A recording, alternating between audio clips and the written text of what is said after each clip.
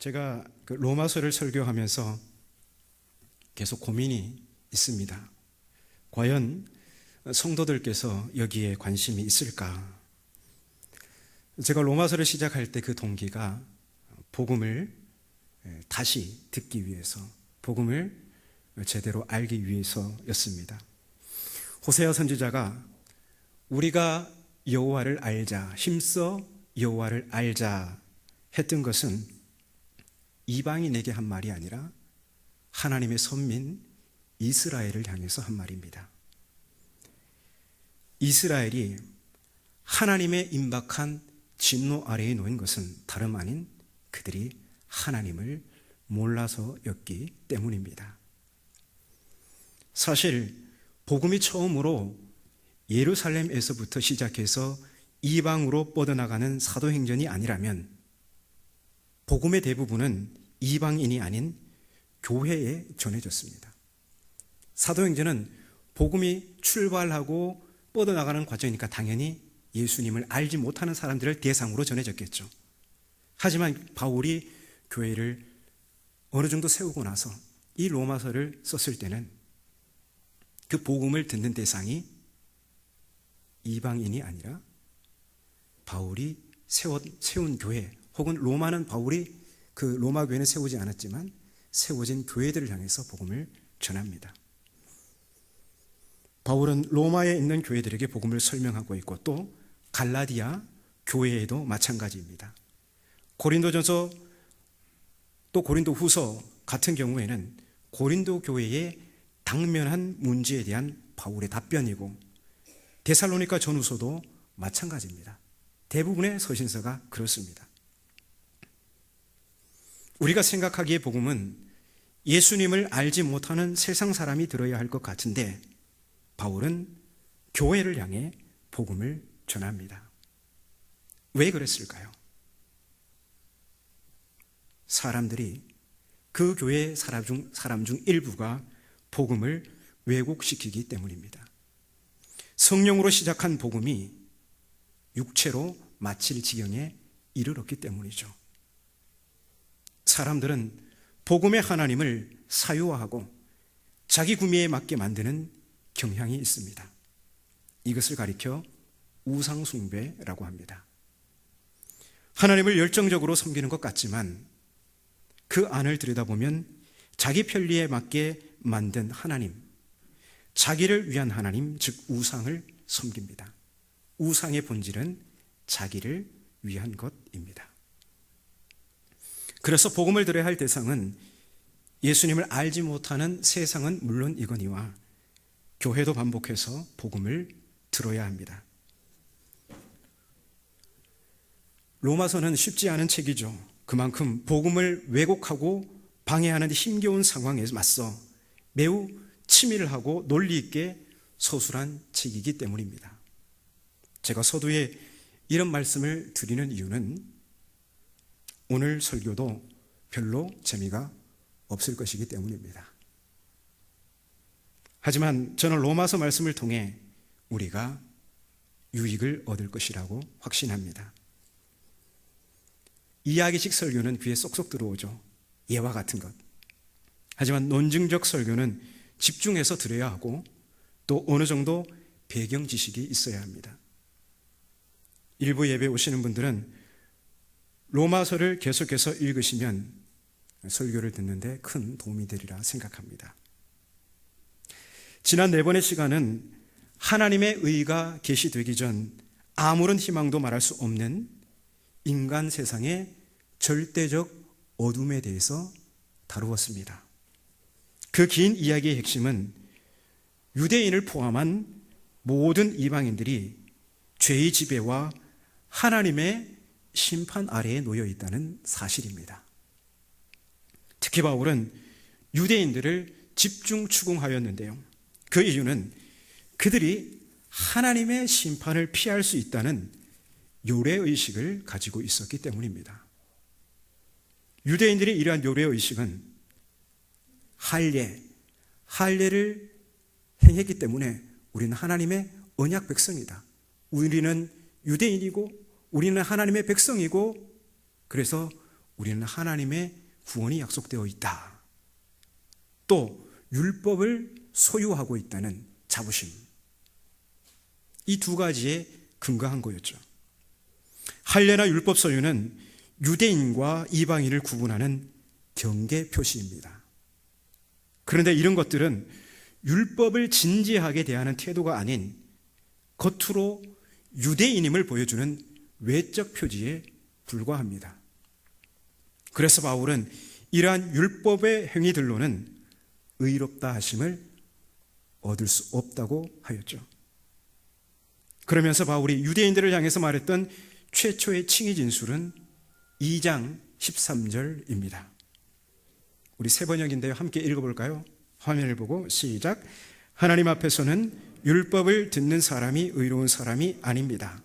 오직 율법을 실천하는 사람이라야 의롭게 될 것이기 때문입니다.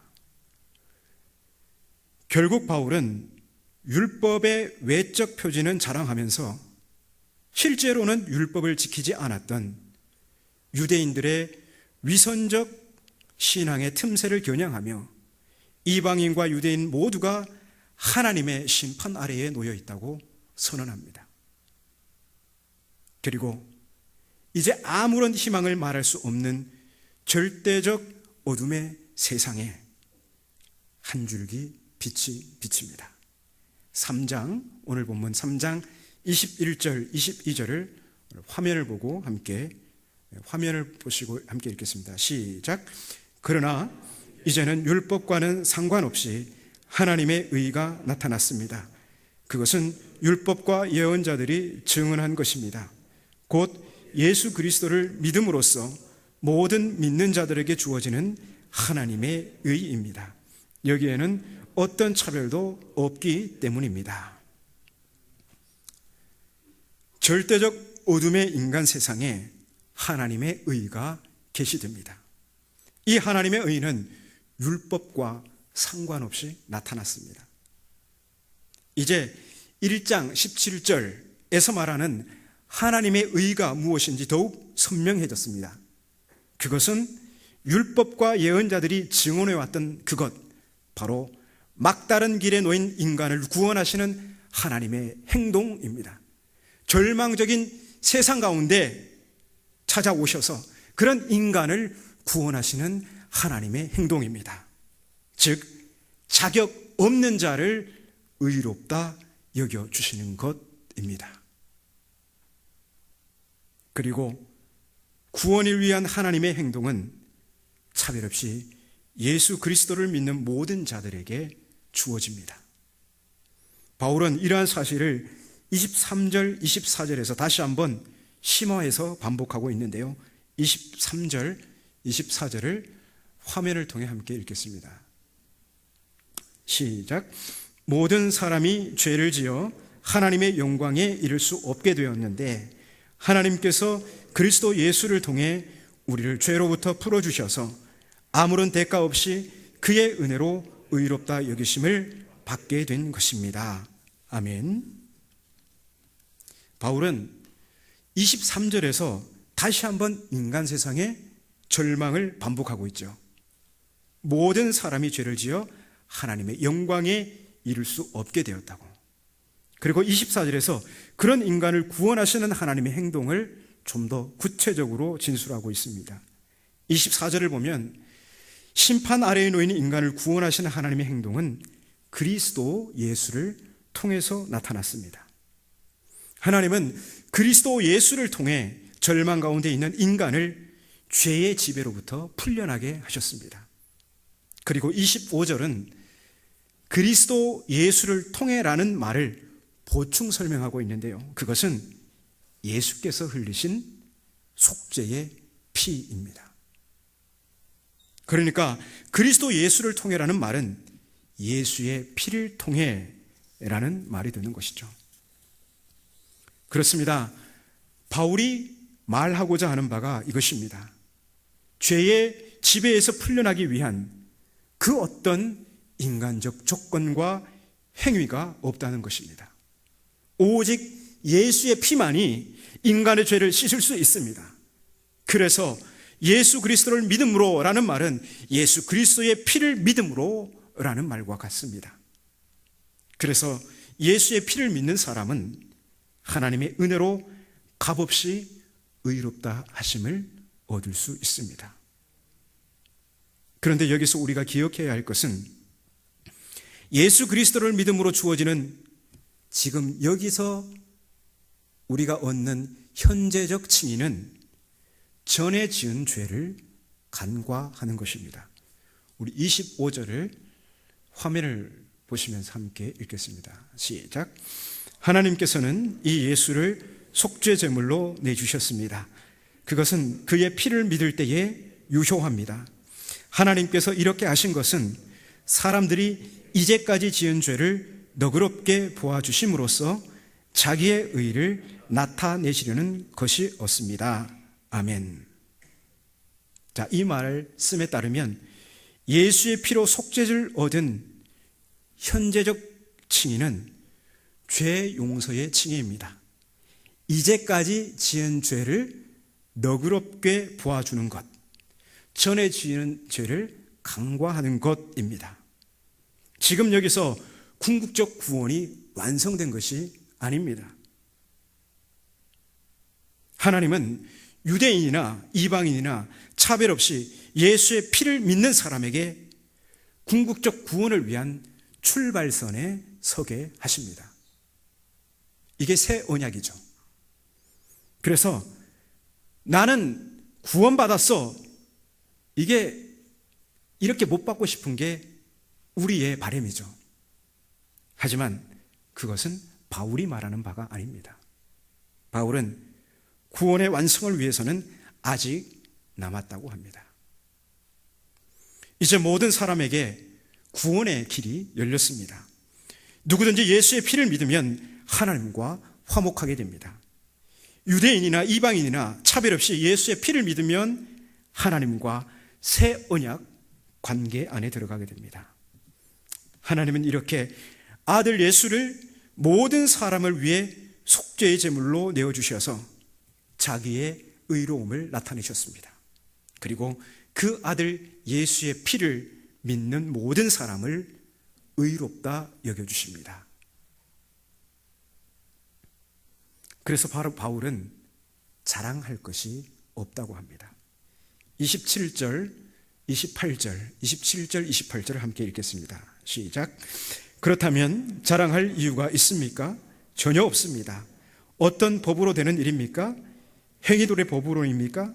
그게 아니라 믿음의 법으로입니다. 왜냐하면 우리는 사람이 율법의 행위들과 상관없이 믿음으로 의롭다 하심을 받는다고 생각하기 때문입니다. 아멘. 칭의를 위한 인간적 조건이나 자격은 전혀 없습니다. 오직 믿음으로 칭의, 즉 의롭다 여겨집니다. 여러분, 하나님은 왜 칭의를 위한 인간적 조건을 일체 허락하지 않으셨을까요? 그것은 하나님은 유대인의 하나님만이 아니라 이방인의 하나님도 되시기 때문입니다. 할례를 해가고 율법을 수여한 유대인이라고 해서 하나님의 의, 하나님의 언약, 하나님의 구원을 독점할 수 없습니다. 왜냐하면 하나님은 진실로 이방인의 하나님도 되시기 때문입니다. 그래서 칭의를 위한 유일한 해답은 유대인도 이방인도 어떤 인간적 조건이 아니라 오직 믿음뿐입니다. 로마서 4장 전반부에서 바울이 아브라함을 통해 증명하려고 하는 바가 바로 이것입니다. 바울은 아브라함을 통해서 육체적 조건과 무관한 믿음에 의한 칭의를 심화해서 말하고 있습니다. 창세기 15장 6절에 기록된 것처럼 아브라함이 의롭다 하심을 얻은 것은 그가 할례 받기 전 믿음으로 된 것이지 어떤 육체적 조건이나 행위가 아닙니다. 그래서 아브라함 또한 자랑할 것이 없습니다. 아브라함이 할례를 받은 것은 창세기 17장이고 아브라함이 믿음으로 의롭다 간주된 것은 창세기 15장 6절입니다. 그러니까 아브라함의 칭의는 할례 받기 전이죠. 바울은 4장 5절 6절에서 상업적 용어를 빌려서 칭의의 본질을 설명하고 있어요. 우리가 누군가에게 일을 해 주었다면 그 삭은 공짜로 받는 은혜가 아니라 당연히 받아야 할 보수입니다. 물론 아무 일도 하지 않았다면 아무것도 요구할 수 없겠죠. 그런데 아무 일도 하지 않고 무엇을 받았다면 그것은 마치 일한 것처럼 간주해 준 것일 뿐 우리에게 무슨 권리가 있어서가 아닙니다. 바울에 의하면 이것이 하나님 앞에서 모든 사람이 처한 상황이라는 것입니다. 의인이라고는 하나도 없는 상황에서 모든 사람이 죄를 지어 하나님의 영광에서 멀어진 상황에서 유일한 칭의의 가능성은 하나님이 그 사람을 그냥 공짜로 의롭다고 간주하는 것, 여겨주는 것 뿐입니다. 아브라함의 이야기가 말해주는 바가 바로 이것입니다. 아브라함이나 우리 모두가 하나님 앞에서 내세울 것이 아무것도 없다는 것입니다. 바울은 이것을 다시 한번 강조하기 위해서 다윗의 시편을 인용하고 있습니다. 4장 7절 8절인데요. 화면을 보고 함께 읽겠습니다. 시작. 하나님께서 잘못을 용서해 주시고 죄를 덮어주신 사람은 복이 있다. 주님께서 죄 없다고 인정해 주실 사람은 복이 있다. 바울이 왜 이 시편을 인용했을까요? 우리가 읽은 바로 앞구절 6절에 다윗의 시편을 바울이 인용한 목적이 나타나 있는데요. 6절을 성경을 한번 읽어볼까요? 6절 시작. 일한 것이 없이 하나님께 의로 여기심을 받은 사람의 복에 대하여 다윗이 말한 바. 자, 바울이 7절 8절에 있는 다윗의 시편을 인용한 목적은 일한 것이 없이 아무런 자격 없이 하나님께 의로 여기심을 받은 사람의 그 복에 대해서 말하기 위해서 이 시편을 인용했다는 거죠. 다시 한번 4장 7절 8절을 이제 다시 한번 그 목적을 생각하면서 읽어보겠습니다. 시작. 하나님께서 잘못을 용서해 주시고 죄를 덮어주신 사람은 복이 있다. 주님께서 죄 없다고 인정해 주실 사람은 복이 있다. 네, 바울이 다윗의 시편을 인용한 까닭은 칭의가 자격 없는 자들을 의롭다 여겨주시는 것, 간주해 주는 것을 부각시키기 위해서입니다. 언뜻 보기에 이 부분을 보면 칭의가 도덕적 행위와 무관하다는 주장처럼 들릴 수 있습니다. 6절에 일한 것 없이, 즉 행위와 무관하게 라는 표현은 도덕적 행위, 이제는 도덕적 행위의 불필요함을 말하는 것 같습니다. 바울이 믿음을 강조하다 보니까 율법은 마치 이제 아무것도 아닌 것처럼 보입니다.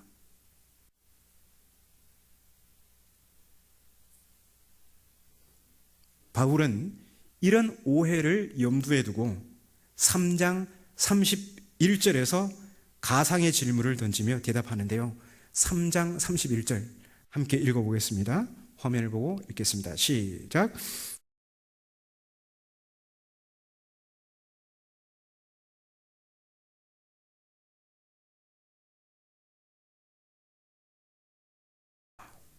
아멘. 그렇습니다.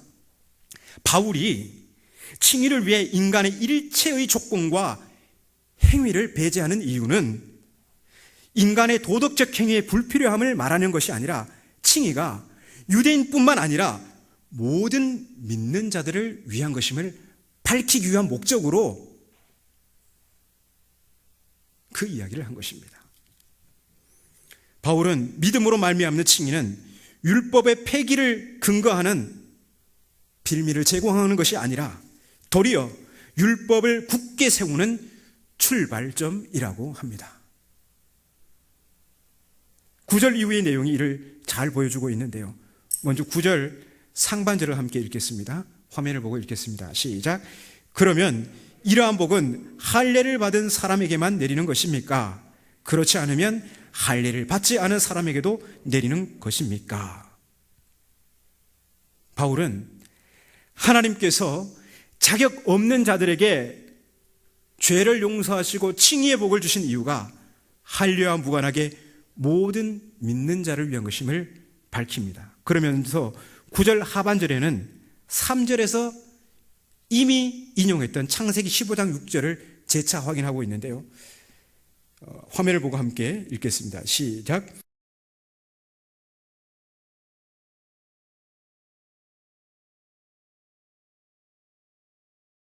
아멘. 자, 바울이 9절에서 3절에서 했던 창세기 15장 6절을 재차 반복하고 있습니다. 그 이유가 무엇입니까? 창세기 15장 6절에 그걸 인용을 했던 본래 의도를 밝히기 위해서입니다. 그것은 칭의가 자격 없이 모든 믿는 자들에게, 할례와 상관없이 모든 믿는 자들에게 주어지는 것이라는 것을 말하고 싶어서입니다. 바울은 집요하게 이 논증을 이어가는데요. 우리 함께, 좀 길지만 함께 10절, 11절을 함께 읽겠습니다. 자, 시작. 그러면 어떻게 아브라함이 그러한 인정을 받았습니까? 그가 할례를 받은 후에 그렇게 되었습니까? 그렇지 않으면 할례를 받기 전에 그렇게 되었습니까? 그것은 할례를 받은 후에 된 일이 아니라 할례를 받기 전에 된 일입니다.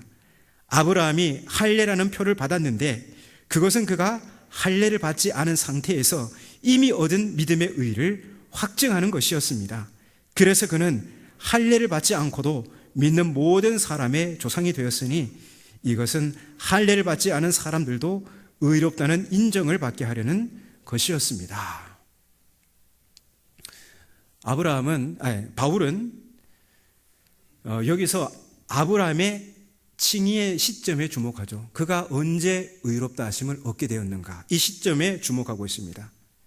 아브라함의 칭의가 할례를 받은 후라면 칭의의 복은 할례를 받은 유대인들만의 것이라고 주장할 수 있겠죠. 하지만 아브라함이 의롭다 간주된 것은 할례 받기 전 그가 이방인이었을 때입니다. 물론 그는 후에 할례를 받았죠. 하지만 그것은 이미 믿음으로 주어진 칭의를 확증하는 절차였습니다. 그렇기 때문에 아브라함은 무할례 상태에서 하나님을 믿는 모든 자들의 조상이라는 사실입니다. 바울이 아브라함의 이야기를 통해서 말하고자 하는 핵심은 칭의가 도덕적 행위의 불필요함을 강조하는 것이 아니라 유대인이든 이방인이든 모든 믿는 자들의 것임을 강조하기 위해서입니다. 이게 너무나 중요한 것입니다. 바울 당시 상황에서 하나님의 의가 모든 믿는 자에게 미친다는 진리는 이신칭의의 복이 유대인들만의 전유물이 아니라는 선언입니다. 유대인들에게 있어서 이 선언은 매우 충격적이었겠죠.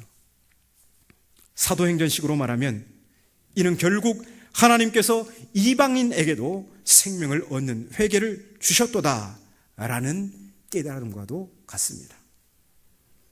일단 이 칭의가 할례와 같은 육신적 요건과 무관함을 깨닫고 나면 우리는 믿음에 의한 칭의를, 그 의미를 새롭게 묻게 됩니다. 가짜 해답을 포기하고 나서 참 해답의 의미를 묻는 것입니다. 할례와 같은 율법의 행위들과는 달리 믿음이 모든 사람을 의롭게 하는 이유가 무엇일까? 도대체 믿음이 뭐길래 우리 칭의의 효과적 수단이 되는 것일까? 그래서 다음 주에는 사장 전체에 나타난 아브라함의 믿음을 통해서 의롭게 하는 믿음의 속내를 들여다 볼 것입니다. 오늘 설교는 디도서 2장 14절 말씀으로 마무리하겠습니다. 화면을 함께 보시면서 디도서 2장 14절 말씀을 함께 읽겠습니다. 시작. 그가 우리를 대신하여 자신을 주심은 모든 불법에서 우리를 속량하시고 우리를 깨끗하게 하사 선한 일을 열심히 하는 자기 백성이 되게 하려 하심이라. 기도하겠습니다.